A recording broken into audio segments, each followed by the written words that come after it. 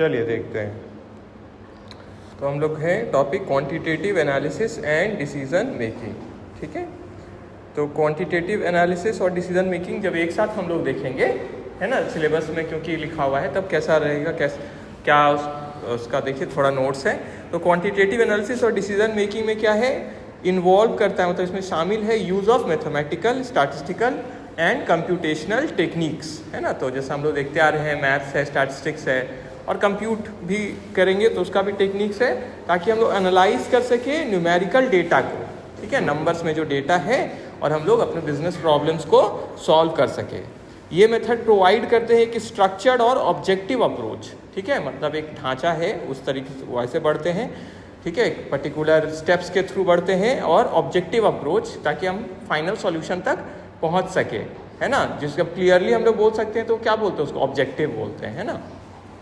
Objective approach to making decisions in complex situation, ताकि हम कठिन या जटिल परिस्थितियों में क्या कर सके, स्थितियों में हम अपना डिसीजंस ले सके, ठीक है, जिससे ये इंश्योर हो सके, सुनिश्चित हो सके कि जो चॉइसेस है, जो भी हम चूज़ किए हैं, वो क्या है, डेटा ड्रिवन है, मतलब डेटा का उपयोग करके हम निकाले हैं, और क्या है, रैशनल है, मतलब सोच समझ के वहाँ तक हम पहुँचे हैं। ठीक है, तो क्वांटिटेटिव एनालिसिस क्या है, तो जो अभी हम लोग पढ़ रहे थे क्वांटिटेटिव टेक्निक्स, है ना, उसको यूज़ करते हैं हम लोग। देखिए, quantitative analysis refers to systematic examination of numerical data की जांच करते हैं हम लोग, पास जो भी न्यूमेरिकल डेटा है उसको सिस्टमैटिकली, मतलब एक प्रोसेस के थ्रू उसको जांच करते हैं, आइडेंटिफाई, ठीक है, टू एक्सट्रैक्ट यूजफुल इन्फॉर्मेशन, ताकि जो उससे मेरा इंपॉर्टेंट इन्फॉर्मेशन जो मेरे काम का है, उपयोगी है, वो हम इन्फॉर्मेशन कलेक्ट कर सकें, और आइडेंटिफाई पैटर्न्स, किस तरह से हम लोग बढ़ रहे हैं, पिन किया हुआ है देखिए, किस तरह से हम लोग बढ़ रहे हैं, उसका पैटर्न, है ना, उसको समझें हम, और सपोर्ट डिसीजन मेकिंग, और हम डिसीजन ले सके उसके लिए, है ना। इट एम्फेसाइजेस, तो क्या ये फोकस करता है किस पर, accuracy, consistency and objectivity in interpreting data. Accurate रहे हम लोग, कंसिस्टेंट रहे, है ना, और ऑब्जेक्टिव रहे डेटा इंटरप्रिटेशन है, मतलब बायसनेस के बिना, मतलब अपना मन में क्या चल रहा है उसको बिना, जो दिख रहा है उसको हम सही ढंग से समझें और उसके बेसिस पर डिसीजन लें। की फीचर्स, मेन विशेषताएं क्या है इसकी क्वांटिटेटिव एनालिसिस की, पहला देखिए डेटा सेंट्रिक, तो डेटा पे डिपेंड करता है, जैसा हम लोग किए ना, डेटा सही होगा तब ना सही हम निष्कर्ष तक पहुँचेंगे, है ना। फिर मैथमेटिकल मॉडल्स का यूज़ करते हैं इसमें, आप देखेंगे अलग अलग टूल्स यूज़ होता है, स्टेप्स रहता है, ठीक है, तो मैथमेटिकल टूल्स और एल्गोरिथम्स किस तरह से हमको बढ़ना है। ऑब्जेक्टिव मिनिमाइजेस सब्जेक्टिव बायसेस, ठीक है, तो जो सब्जेक्टिव चीज़ें हैं, मतलब जो बस हम बोलने मतलब जो स्पष्ट हम नहीं पहुंच पाते हैं, तो उसको कम करते हैं, क्यों, ताकि हम क्या कर सके, एग्जैक्ट सॉल्यूशन पे पहुंच सके, एग्जैक्ट ऑप्शन को चूज़ कर सके जो मेरे लिए बेस्ट है। प्रेडिक्टिव, हम लोग फोरकास्ट करते हैं, आगे का पता लगाते हैं, ठीक है, forecast provides forecast and trends, कि क्या आगे रुझान है, किसके लिए, फ्यूचर प्लानिंग के लिए, तो अभी का समझ के हम आगे का भी प्रेडिक्ट कर सकेंगे इसमें, ठीक है, थोड़ा समझ सकते हैं उसके बेसिस पे प्रेडिक्ट कर सकते हैं, ठीक है। तो ये हो गया क्वांटिटेटिव एनालिसिस। अब देखिए व्हाट इज डिसीजन मेकिंग लिखा हुआ है,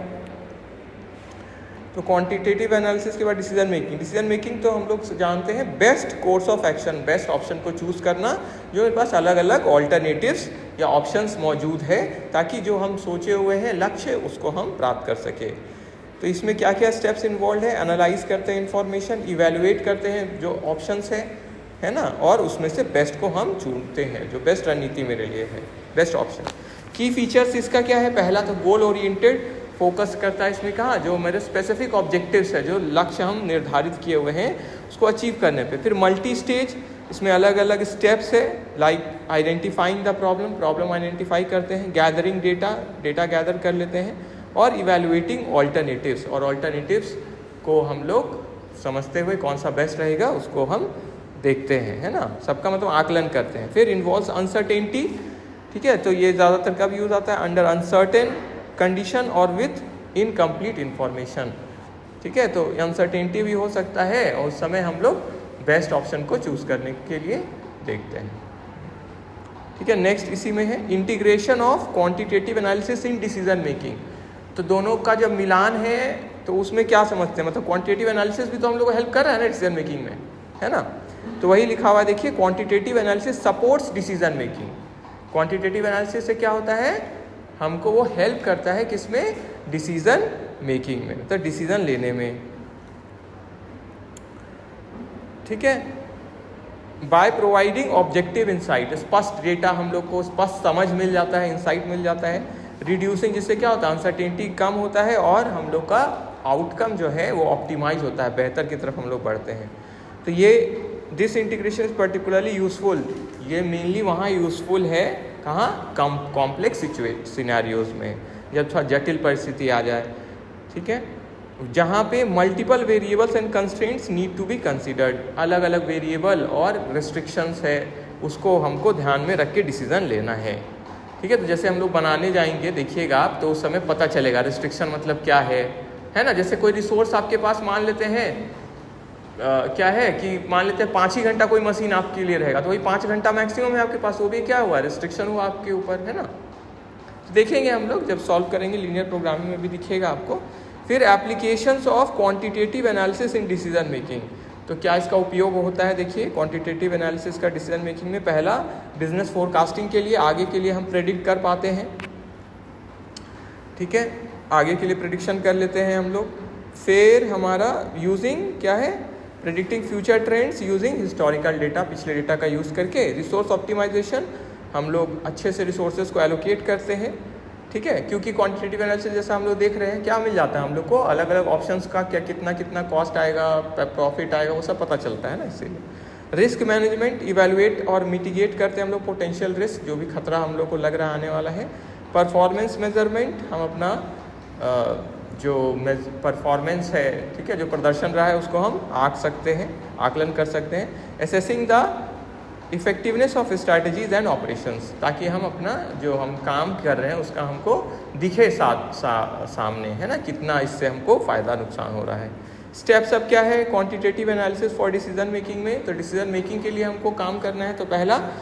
क्या है, प्रॉब्लम डेफिनेशन, प्रॉब्लम पता होना चाहिए, तो इसलिए clearly identify the issue that requires a decision, जहाँ हमको डिसीजन लेना है उसको हम लोग अच्छे से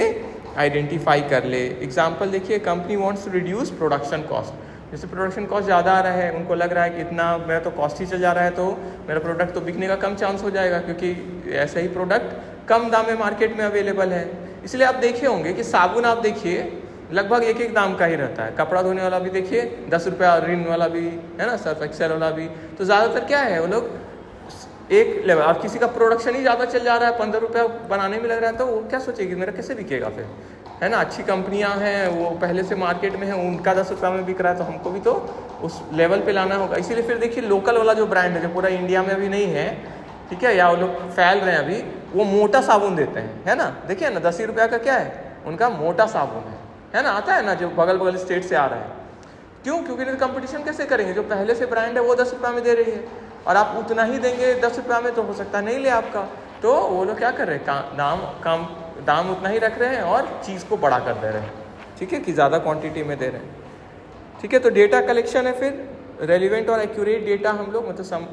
जो मेरा उपयोगी डेटा है उससे संबंधित डेटा है, और सटीक डेटा हम इकट्ठा कर ले। Example, collect data on production cost, labour hours और मटेरियल यूसेज, तो मतलब हम सही डेटा कलेक्ट कर ले,